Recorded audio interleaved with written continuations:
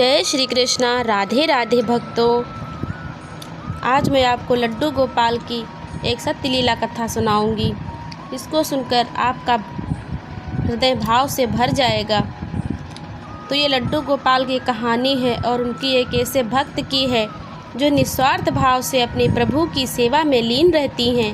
अनजाने में ही सही, लेकिन वो कुछ ऐसा कर जाती हैं जो सिर्फ एक सच्चे भक्त ही कर सकते हैं। और फिर श्री कृष्णा के बाल स्वरूप लड्डू गोपाल की अपार कृपा उस पर बरसती है। तो चलिए अब इस कहानी का आरंभ करते हैं। एक समय की बात है, एक गांव में दो वृद्ध स्त्रियां रहती थीं। दोनों का इस जगत में कोई नहीं था। वे दोनों ही एक दूसरे का सहारा बनकर बड़े प्रेम भाव से रहती थीं। हालांकि धर्म से दोनों अलग थी, लेकिन विचार से दोनों एक ही थीं। दोनों भक्ति से जुड़ी हुई थीं, भगवान से अत्यंत प्रेम करती थीं। उनमें से एक महिला हिंदू धर्म की थी और दूसरी जैन धर्म की थी। दोनों अपने धर्म के हिसाब से प्रभु की आराधना किया करती थीं।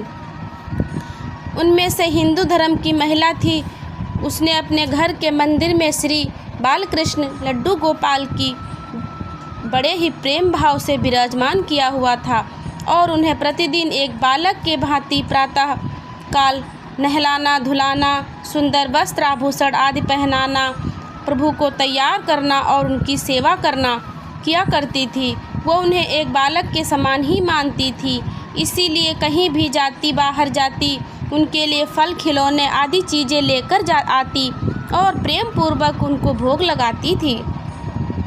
इसी तरह वे दोनों महिलाएं एक दूसरे के परस्पर सहयोग से अपना सुखमय जीवन व्यतीत कर रही थीं।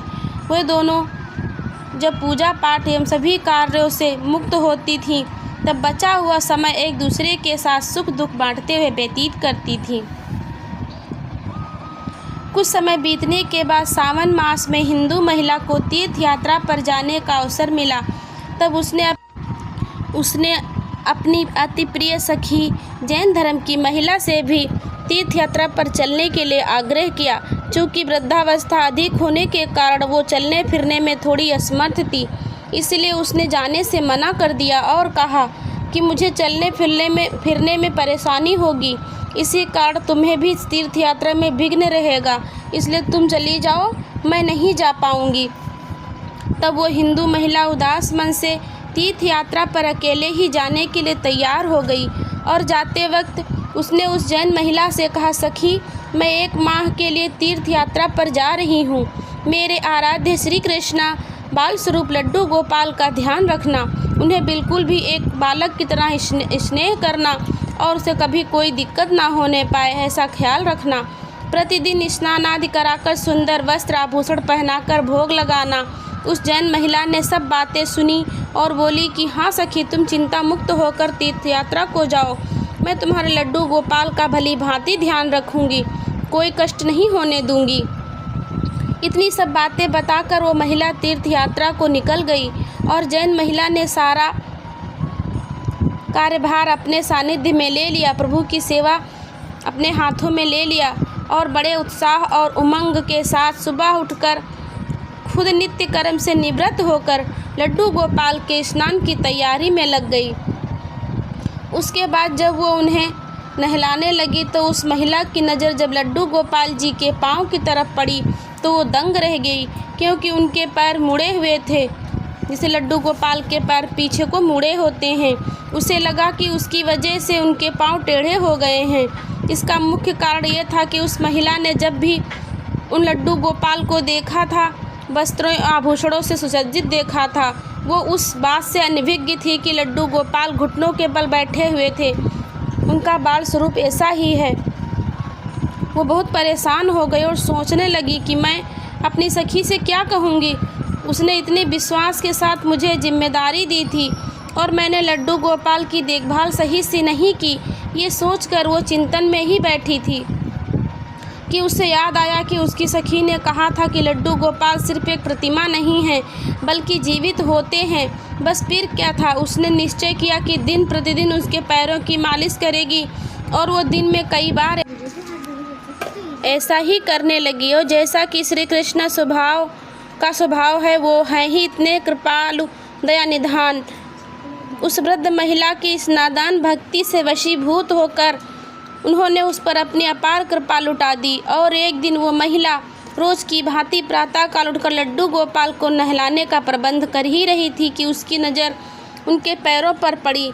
उसने देखा कि उनके लड्डू गोपाल के पैर ठीक हो गए हैं और यह सब देखकर वो वृद्ध महिला खुशी से फूली नहीं समाई और यह सारा वृत्तांत सुनाने के लिए अपनी सखी का बेसब्री से इंतजार करने लगी। कुछ समय पश्चात जब वो हिंदू धर्म की महिला तीर्थ यात्रा पूर्ण करके वापस आई तो सबसे पहले वो अपने लड्डू गोपाल के दर्शन को लालायित थी और जैसे ही उसने लड्डू गोपाल को देखा तो आश्चर्य में पड़ गई। उसने देखा कि लड्डू गोपाल खड़े हुए थे। उसने सोचा कि शायद ये उसके लड्डू गोपाल नहीं हैं और अपनी सखी के पास जाकर के ये सब पूछा। तब उस जैन धर्म की महिला ने सारा वृत्तांत उसे सुनाया। उसकी सारी बातें सुनकर हिंदू महिला समझ गई कि ये सारा खेल उस मुरलीधर कृष्ण कन्हैया का है और दौड़ी दौड़ी लड्डू गोपाल के पास पहुंची और उनके चरणों में गिरकर बोली, हे मेरे कृष्ण कन्हैया, हे मेरे मुरलीधर, हे मेरे श्याम सुंदर, आपकी दया की कोई पराकाष्ठा नहीं है, आपकी कृपा का कोई भी पारावार नहीं है।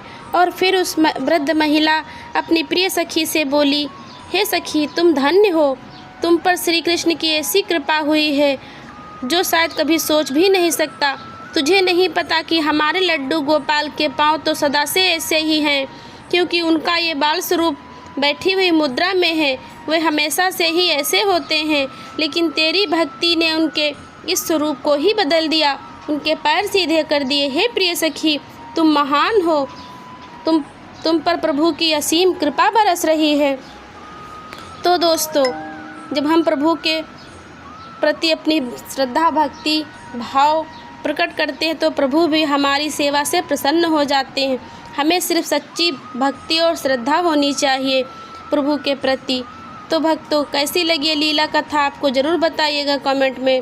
और बोलो लड्डू गोपाल की जय, बाके बिहारी लाल की जय, राधे रानी सरकार की जय। हरि बोल।